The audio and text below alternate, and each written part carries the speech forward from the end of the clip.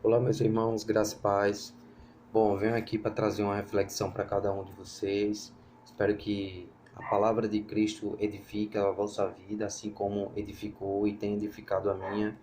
E eu vou ler um texto do qual eu gosto muito, que realmente impactou a minha vida, né?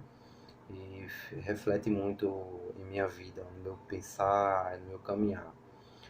Então, o livro, a carta que eu vou ler, a carta aos Romanos, no capítulo 15, versículo do 17 ao 21, que diz assim: Tenho, pois, motivo de gloriar-me em Cristo Jesus, nas coisas concernentes a Deus. Porque não ousaria discorrer sobre coisa alguma, senão sobre aquelas que Cristo fez por meu intermédio, para conduzir os gentios à obediência por palavra e por obras, por força de sinais e prodígios, pelo poder do Espírito Santo, de maneira que, desde Jerusalém e circunvizinhanças até o Ilírico, tenho divulgado o Evangelho de Cristo, esforçando-me, deste modo, por pregar o Evangelho, não onde Cristo já fora anunciado, para não edificar sobre fundamento alheio.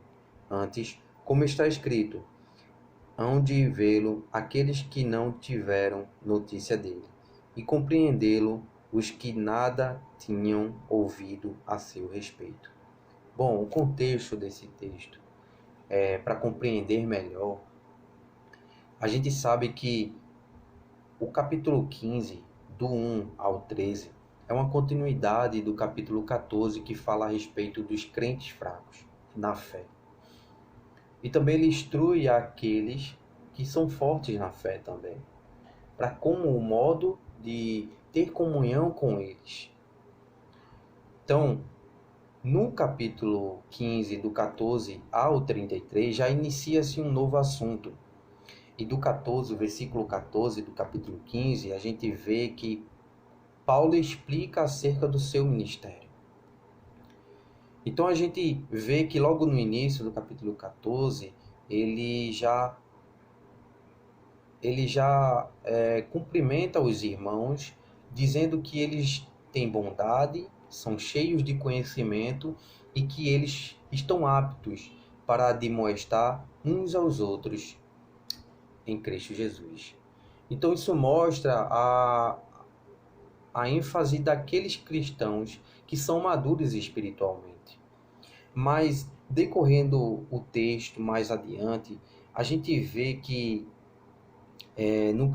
no versículo 16, que é onde um dos pontos principais que embasa e reivindica justamente a questão de Paulo estar mostrando o seu chamado, né? Dando ênfase ao chamado ministerial, do qual Deus tinha vocacionado. Então, a gente vê que no 16 ele fala exatamente sobre para que eu seja ministro de Cristo Jesus entre os gentios. Então, a gente vê que ele foi chamado para ser ministro de Cristo Jesus aos gentios, para conduzir os gentios à obediência a Deus.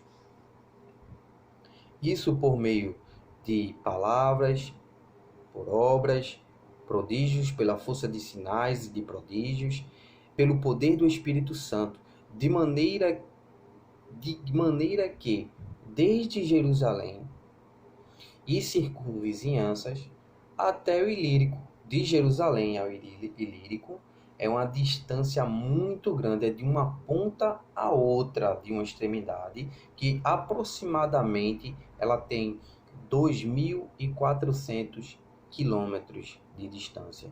Então você vê que ele levava tão a sério a sua vocação ministerial, a sua vocação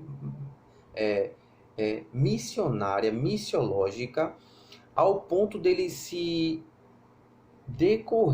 discorrer por meio de viagens missionárias de um lado para o outro, com o intuito de anunciar o Evangelho de Deus, anunciar a verdade em Cristo Jesus, anunciar que Ele é a verdade, ensinando todos ele iria naquela questão, né, de que ele iria justamente para colocar a semente ou regar, mas acredito que sim para plantar a semente, para que outros pudessem dar continuidade. Assim a gente vê nos seus testemunhos, nas explicações que ele mostra e etc. No fazer tendas, no fazer igrejas, no instruir aos irmãos.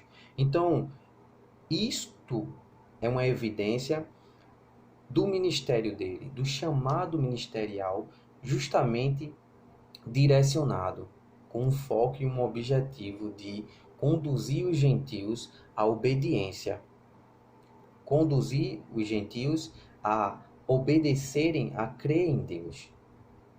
Então, uma das coisas que mais me impacta nesse texto, eu fico assim, lisonjeado em receber da parte de Deus e compreender esse texto. Por exemplo, no versículo 20, é um dos que me chamam mais atenção, ele diz da seguinte forma, note bem: esforçando-me deste modo, por pregar o evangelho não onde Cristo já fora anunciado, para não edificar sobre fundamento alheio. Então, ele mostra que o esforço dele era justamente em pregar o evangelho, não onde Cristo houvesse sido nomeado, ou seja, as pessoas já ouvissem a Cristo. Porque no versículo 19, ou melhor bem dizendo, no versículo 19 ele diz, na parte B, desde Jerusalém e circunvizinhança ao Ilírico. Então ele ele tinha planos, ele traçava os seus objetivos. Isso também não quer dizer que Deus fazia com que todos os planos de Paulo fossem da forma que Paulo queria. Claro que não, porque tem evidências de que Paulo decidia ir para um lugar, mas o Senhor direcionava para outro. Então, o intuito maior de Paulo era justamente este, de anunciar o Evangelho, o Senhor Jesus Cristo, onde não existiam, onde pessoas não ouviam falar de Cristo. Por quê? Para que não viessem a edificar sobre fundamento alheios. Então, é uma mensagem em que me faz refletir bastante.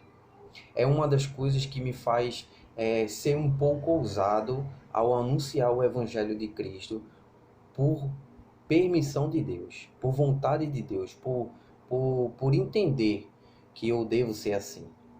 Mas no sentido de que eu tenho que ir à margem da sociedade. E você? Você tem que ir às pessoas que estão à margem da sociedade.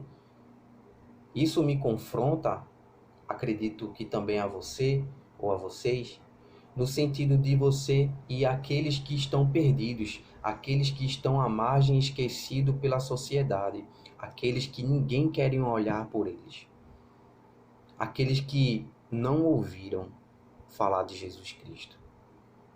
Se você tem esse desejo no seu coração, ore ao Senhor, para que Deus possa esclarecer e direcionar você justamente no eixo de onde Ele quer, de onde Ele deseja, aonde Ele quer realmente fazer a vontade dEle, para que haja milagre, para que haja a manifestação dos seus sinais, a libertação de almas, de cativos e presos por Satanás. Essa é a mensagem que eu deixo para vocês, da qual me edifica muito e me estimula muito a anunciar o Evangelho de Deus. Que Deus abençoe a cada um de vocês ricamente e que tenham uma boa noite. E muito obrigado, Sandro, muito obrigado a todos aí pela oportunidade. Um forte abraço, Deus abençoe.